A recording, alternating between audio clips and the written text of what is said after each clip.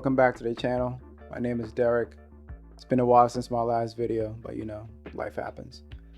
Been real busy lately, but I'll try to put out more videos going forward. Can't make any promises, but I'll do my best. Anyway, so today we're going to be talking about login and how you can save somebody's life with login. If you don't know what I'm talking about, then you gotta talk to a developer who has a little more than to-do app. Login is definitely going to save your life. Let me give you an example of a real life scenario that I just ran into where login definitely saved my life. So I was working on a project. I'm still working on a project actually, and just imagine this. Let me paint a picture for you. User performs some kind of action. As a consequence of that action, a request is sent out to an Azure function. If you don't know what an Azure function is, it's just a serverless function from Azure. But anyway, so that request goes out to that function, that Azure function. That Azure function then, does what it needs to do, sends information out to, depending on the scenario, sends another information out to a service bus. That's just another Azure service. From that service bus, goes into a queue. That queue sends sends information out to another Azure function. That Azure function does some stuff. As a result of what it needs to do, it then sends out a message out to a third-party service. That third-party service ultimately sends out an email and a whole bunch of other stuff. But so the point I'm making is so not too complicated, right? But it involves a lot of moving pieces. And with a lot of moving pieces, if you don't have a way to keep track of what's happening when something goes wrong. So imagine this scenario. One of the things that has to happen at some point is someone has to get an email, right? If someone doesn't get email, where do you begin? Without login, I guarantee you're going to go insane. So today I'm going to help you save somebody's life with login. All right, so let's go ahead and jump into the video. Hope you enjoy this one. Or maybe the life you save might be your own.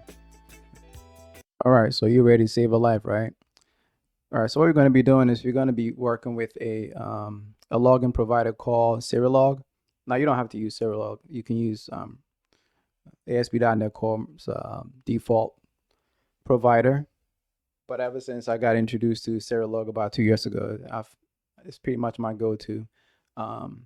So anyway, so let's get right into it. So what you're going to need is just create any application you want. You can create a console app. Here, to make things a little bit more interactive, what I've done is I've created a web API, ASP.NET Core, obviously running on .NET 5. So you can go ahead and create one. If you're doing this command line, simply just do .NET new and just, new web API and give it a name. In my case here, I've given it working with Serilog. You can obviously call it whatever you want. Once you have that, we want to get into the meat and potatoes of this. What you want to do is you want to add a NuGet package.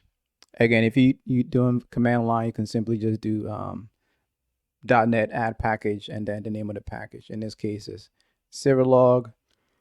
Now, we're also going to overwrite some of the default ways that the .NET Core provider does things, how often it logs, and I'll show you in a minute when we get into it. So go ahead and also get serilog.asp.NET Core. We're going to log to a console application, to the console so you can see it. So also get this syncs.console. And then also we're going to log to a file as well. So go ahead and get that. All right, the next thing you want to do is you want to come and make some slight update to your program.cs. All right. So here, I just want to add a base directory so that I can pick up all my app settings. So that's pretty basic stuff there. The important things you want to notice here is this line on line 24 says use Serilog. All right, so that's how you're bootstrapping from the beginning of the application that we want to use Serilog. Now you can configure this in the startup CS, but then you will miss anything that may have failed in the beginning because the program CS runs before the startup CS. So anyway, so other things you're going to do here is you're going to um, add the Serilog. You're going to set it up to be your global login provider, I should say. So all you need is this. You can ignore these lines for now because I'm going to go back and just explain exactly what those are doing. But for now, you can ignore them. Just go ahead and include them. And when we come back, I'll give you more details as to like what they're doing, why we need them, so on and so forth. And again, the rest of this will be pretty basic. We just starting up if you catch any errors. And that's why we wanted to include the serial log this early so that we can catch any issues that happen and, resolve it. All right. So with that here, the next thing we want to do is we want to go into our startup CS. In combination with this, what we want to do is we want to add a use Serilog request login into the pipeline. And that should be it. We are now ready to go. We are now ready to start using Serilog. All right, first thing we want to do now is just run the application, make sure everything runs. That's usually what I like to do. As you notice here, I've switched from my IIS so that I can show you a lot of the what's happening with the debugger.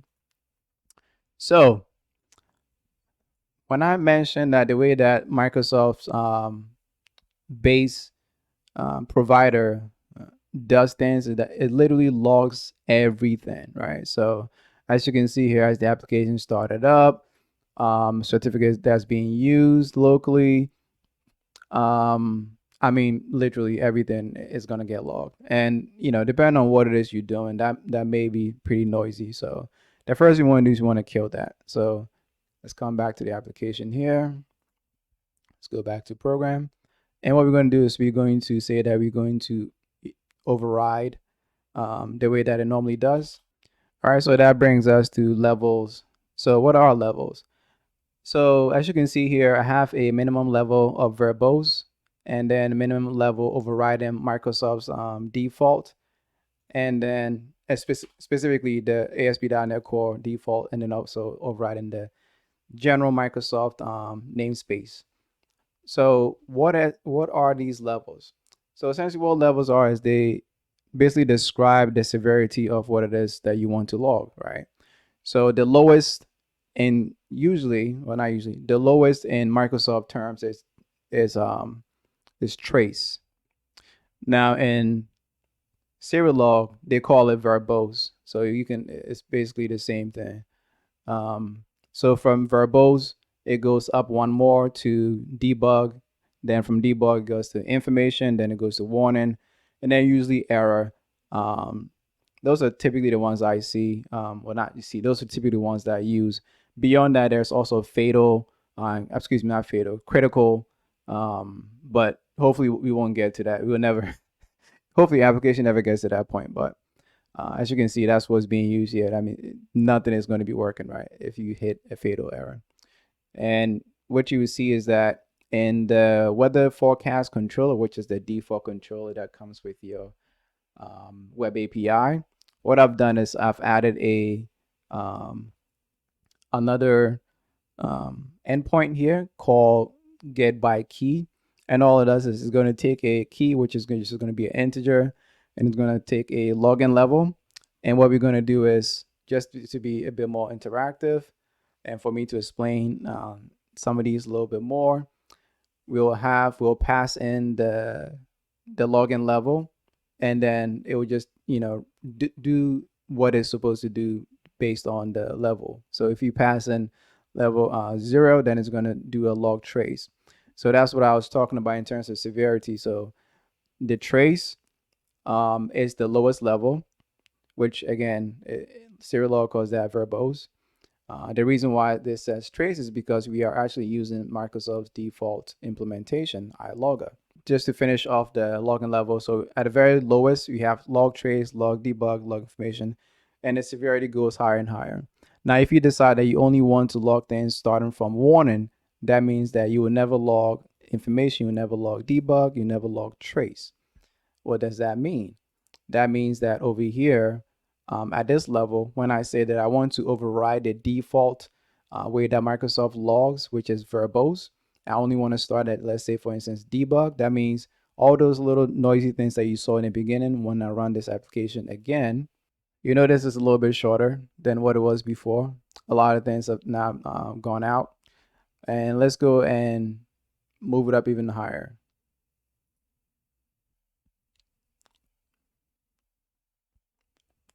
So let's say that we want to change this to debug as well. Actually, let's move it even higher. Let's move it to say warning, right? So that's even higher than information. And you can ignore console for now.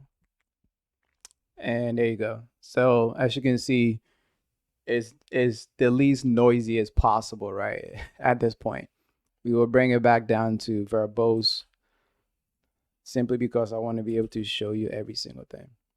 All right. So coming back to our controller here, you notice that we are actually taking a weather forecast and passing it as the logger, right?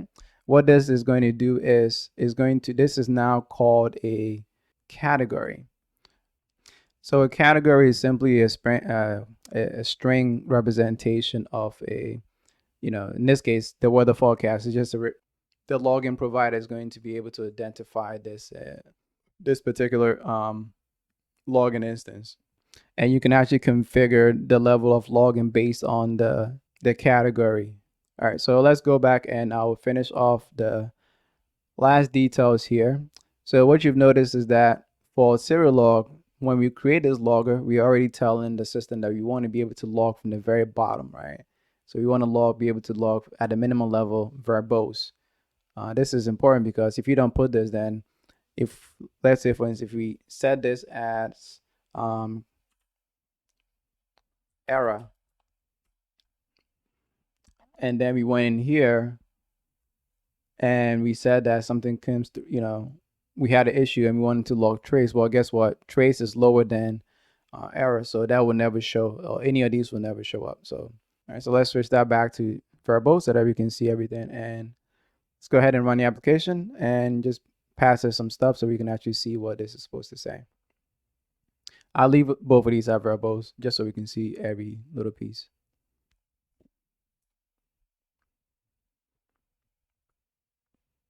Let's go ahead and try it out.